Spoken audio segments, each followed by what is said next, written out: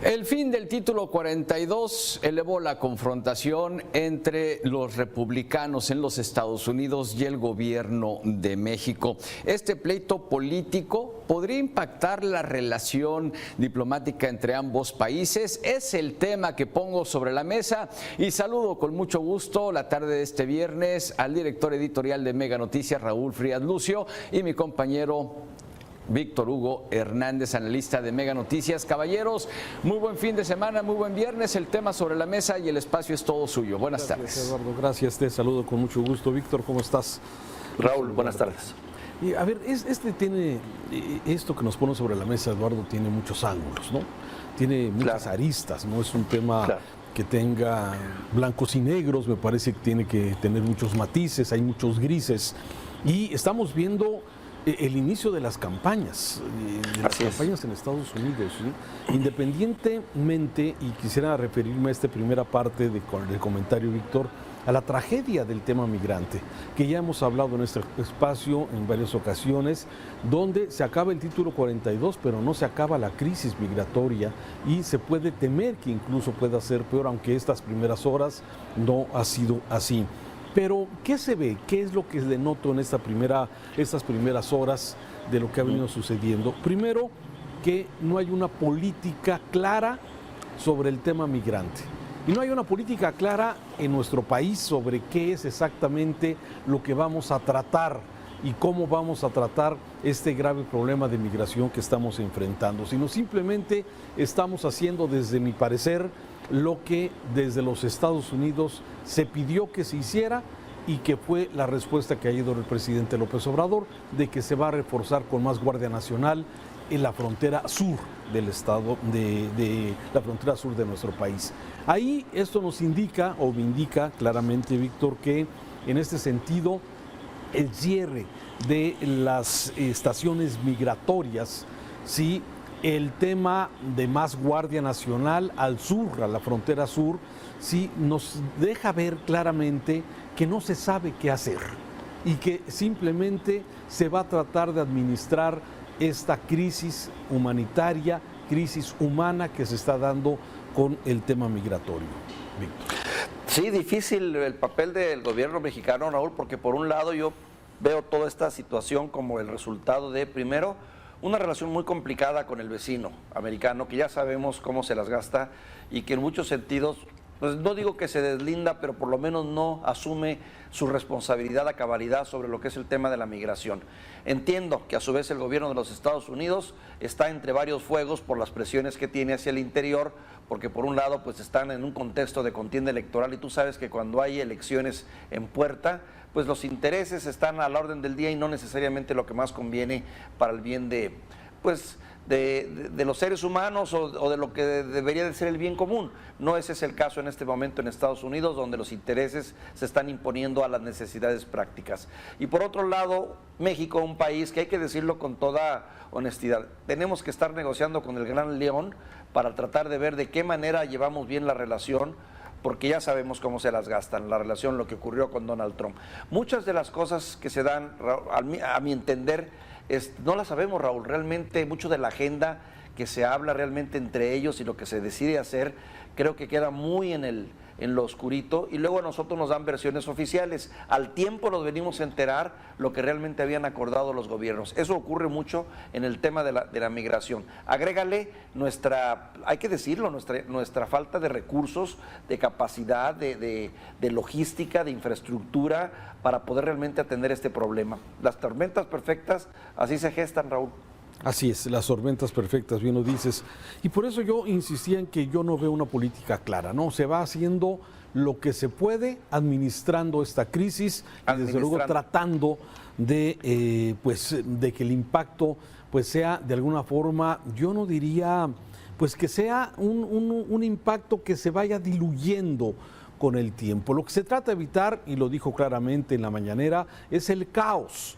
sí es en donde cada quien haga lo que quiere y que se vuelva esto una situación de anarquía donde nadie respete nada. Es lo que se trata de evitar, pero el problema no se va a resolver partiendo de que el 60% de los migrantes son mexicanos, el resto vienen de otros países. Ya hay acuerdos y, bueno, yo no sé si hay que agradecerles, sí, a los estadounidenses el gesto de recibir mil migrantes al día, sí, que sean originarios de 3 países básicamente, de Cuba, de Nicaragua, de Venezuela y de Haití, sí. Eso es lo que el gobierno de Estados Unidos se está comprometiendo a hacer, es decir, solamente regresar a estos 1,000 por día para que inicien su trámite desde otro país. Y un caso inédito, sin duda, Víctor, y tú lo debes de conocer bien. México es la primera vez o es un país que acepta que le manden ciudadanos que no son mexicanos. O sea, estamos aceptando la deportación que hacen de Estados Unidos de todos los centroamericanos y México está aceptando esto. ¿Por qué lo acepta México? Por las presiones que efectivamente ya tú bien lo has dicho.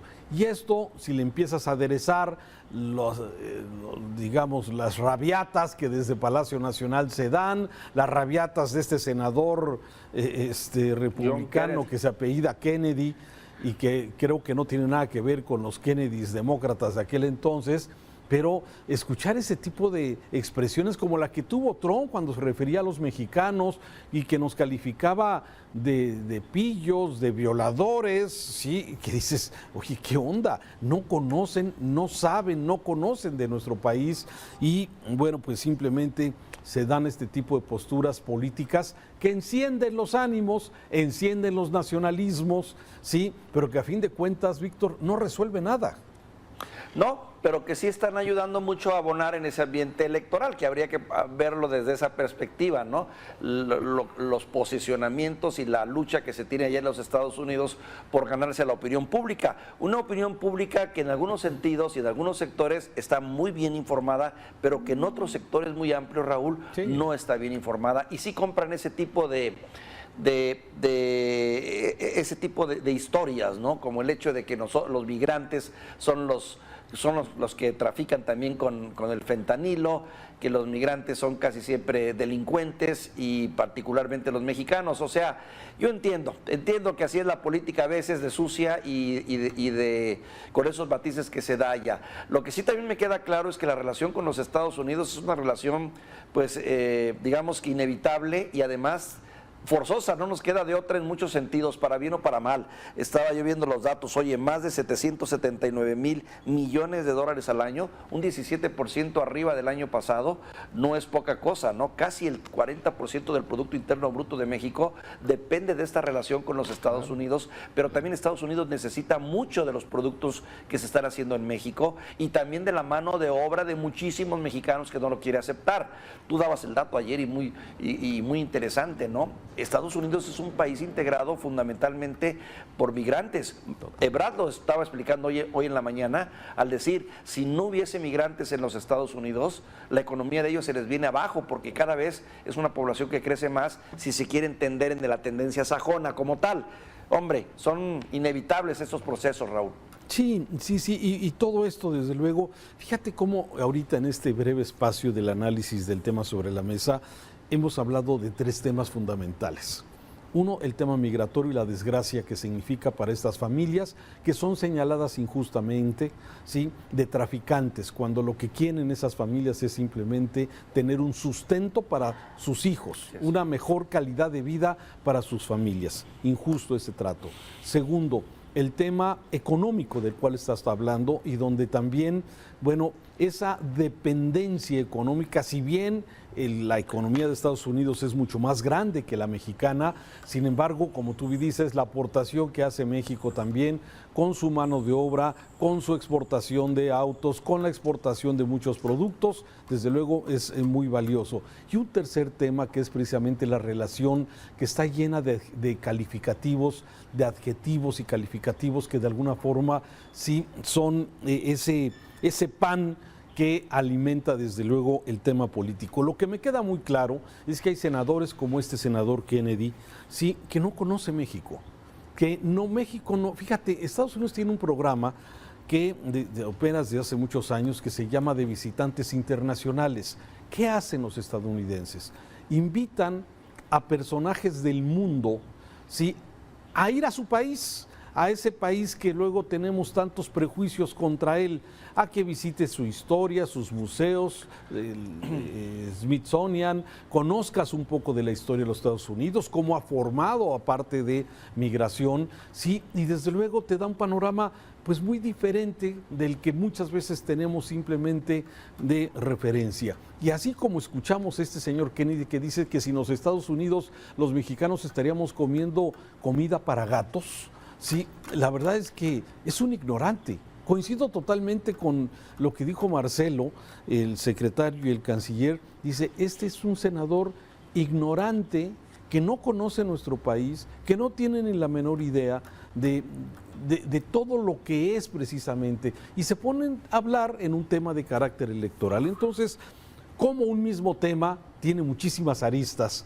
y bueno, estas lamentablemente son las veces las que más se quedan, pero yo me quedaría como lo más importante, que en México no tenemos una política clara migratoria y que estamos dando bandazos, ocurrencias. Crea centros de migratorio, quita los centros migratorios. Ponle, invita a la gente a que venga a trabajar y que van a tener servicios y mándales la Guardia Nacional a la frontera. Sí, estamos brincando de una cosa a otra y lamentablemente, sí, en medio de esto, que esa es la tragedia, en medio de todo esto, familias con niños, como hemos visto, con estas muros o estas rejas de alambre con púas que se está colocando en algunas zonas de Texas, ¿sí?, dejando a la gente simplemente inerte en ese lugar. Qué desgracia para esas familias. Sí es. Fíjate, Raúl, y volviendo un poquito a las soluciones, habíamos hablado, ¿no?, que esto atraviesa por meter orden o tratar de apoyar y ayudar a estos países expulsores, que sabemos que del dicho al hecho, híjole, difícil, ¿no?, porque es fácil diagnosticar, pero entiendo lo complicado que resulta poder atender las problemáticas de estos países, en donde hay mucha responsabilidad de los Estados Unidos, que ya te lo he dicho en otra ocasión. Pero la otra también creo que es el momento también de decir abiertamente, oigan, ayúdenos. Si vamos a hacer ese trabajo sucio, necesitamos recursos, como en el caso de Turquía que te platicaba yo ayer, ¿no? O sea que finalmente se pidió dinero a la Unión Europea para decir, si quieren que yo sea el policía o el controlador de esto, por favor, apóyenme con recursos, por lo menos para poder crear la infraestructura necesaria en estos estados fronterizos, claro, que se prevé o se va a complicar tremendamente la situación en los próximos días y semanas, Raúl.